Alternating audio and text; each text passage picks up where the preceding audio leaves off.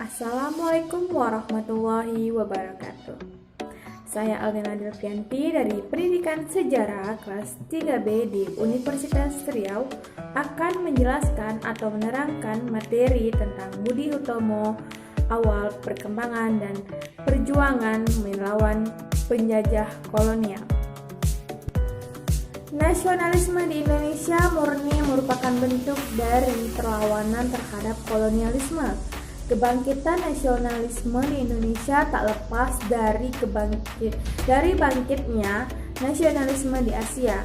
Penerapan politik etis oleh pihak Belanda dengan mengizinkan mendirikan organisasi kepada rakyat Indonesia adalah suatu kesempatan terbesar bagi rakyat Indonesia agar terus bangkit dari keterpurukan dan penindasan yang dialaminya.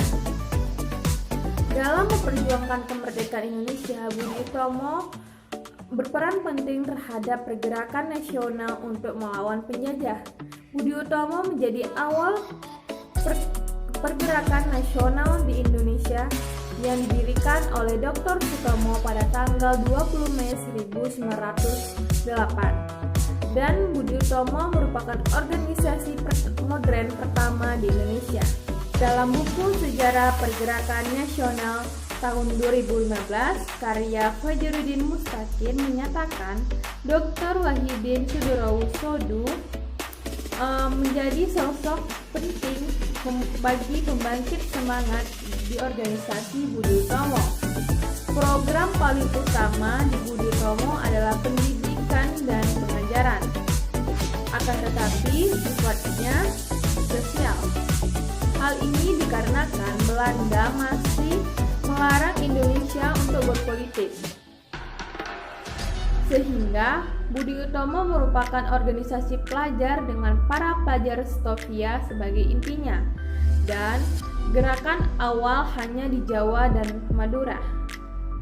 Beberapa tujuan organisasi Budi Utomo: pertama, menyadarkan kedudukan masyarakat Jawa, Sunda, dan Madura pada diri sendiri. Kedua, berusaha meningkatkan mata pencarian serta penghidupan bangsa, memperdalam kesenian dan kebudayaan. Tiga, menjaminnya kehidupan bangsa yang terhormat. Keempat, fokus pada masalah pendidikan dan pengajaran. Kelima, membuka pemikiran penduduk India seluruhnya tanpa melihat perbedaan keturunan, jenis kelamin, dan agama. Dari tujuan tersebut, Budi Utomo secara tersirat mencakup kehormatan bangsa. Bangsa yang terhormat adalah bangsa yang memiliki derajat yang sama dengan bangsa lain, sedangkan bangsa Indonesia saat itu tidak terhormat karena masih dijajah Belanda. Namun Budi Utomo tetap tidak bisa mendeklarasikan sebagai organisasi politik secara terang-terangan karena Belanda selalu menguasai pergerakan Budi Utomo dengan ketat. Dengan berdirinya organisasi Budi Utomo ini bergabunglah beberapa tokoh yang memiliki kapasitas luar biasa, di antaranya Dr. Wahidin Sudirohusodo, Sutomo, dan Soeraji. R.A. Tirtokusumo, Bupati Karanganyar yang kemudian ditunjuk sebagai ketua organisasi ini, dan juga terdapat tokoh-tokoh baik dari kalangan tua dan muda lainnya. Peran Budi Utomo yang cukup penting bagi kehidupan masyarakat dan negara tidak hanya bermanfaat bagi pemerintah kolonial. Kemampuan istimewa untuk berfungsi sebagai jembatan antara pejabat kolonial yang maju dengan kaum pelajar Jawa, sehingga perkembangan Budi Utomo akan memperoleh kemampuan untuk berorganisasi politik.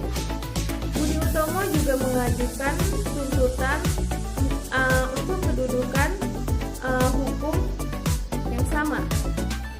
Kemunduran Budi Utomo mulai memudar seiring berdirinya organisasi lain yang lebih aktif dan penting bagi pribumi. Beberapa di antaranya bersifat keagamaan, kebudayaan, pendidikan, serta organisasi yang bersifat politik. Dengan munculnya organisasi baru, maka organisasi Budi Utomo mengalami kemunduran.